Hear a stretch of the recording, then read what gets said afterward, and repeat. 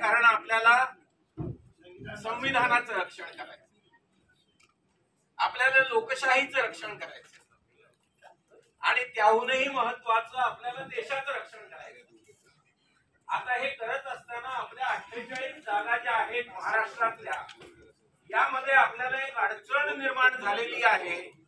गेल्या 2 तासात मला ती अडचण कोण मांडेल असा मी विचार करत होतो. ती मांडली गेली नाही, बरं झालं मला ती संधी मिळते. तर आम्ही 3 दिवस फक्त याच कारणासाठी बैठका घेत आहोत. एक फार मोठा भ्रम दलित समाजामध्ये निर्माण केला जातोय आणि तो निर्माण अशा मुद्द्यावरती केला जातोय की त्यांचंही म्हणणं आहे, भ्रम निर्माण करणाऱ्यांचं, की आम्हाला मोदीला हटवायचंय.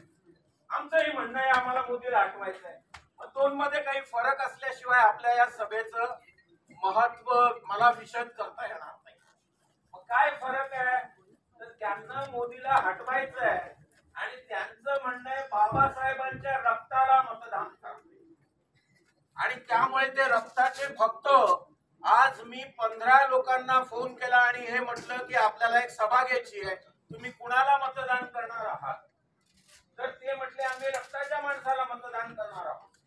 परंतु मी आपल्याला सगळ्यांना एक गोष्ट जाहीरपणे सांगू इच्छितो की रक्ताला मतदान करणं, भक्ताला मतदान करणं म्हणजे बीजेपीला मतदान करणं हा सगळ्यात महत्वाचा मुद्दा आहे. याच्यासाठी आम्ही 4 बैठका घेतल्या देसाई साहेब आणि त्यानंतर आम्ही इथे आलो. मी याच्या बाहेर बंदोबस्त केला, पण मला कधीच वाटलं नाही सेना भवनात यावं.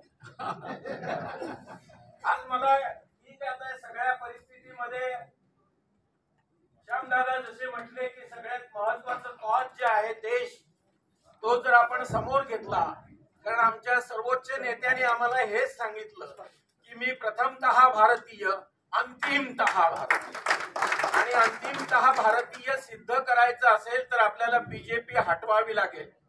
जरी सेनेनी काही काळ बीजेपीच्या सोबत होते, उद्धव साहेब जसं म्हणतात की आमच्या खांद्यावर उभे राहून यांनी पोस्टर्स लावली, यांच्याकडे पोस्टर लावायलाही माणसं नव्हती, पण त्यांना तुम्ही मोठे केले हेही विसरता येत नाही.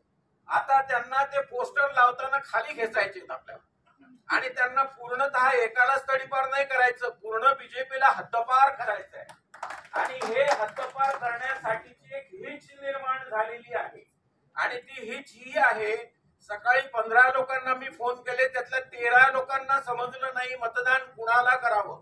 मी म्हटलं फक्त त्याच्यासाठी आजच्या बैठकीला या आणि तुम्हाला आम्ही समजावून सांगू तुम्ही मतदान कुणाला करायचं. तुम्ही रक्तभक्त बनून मतदान करू नका.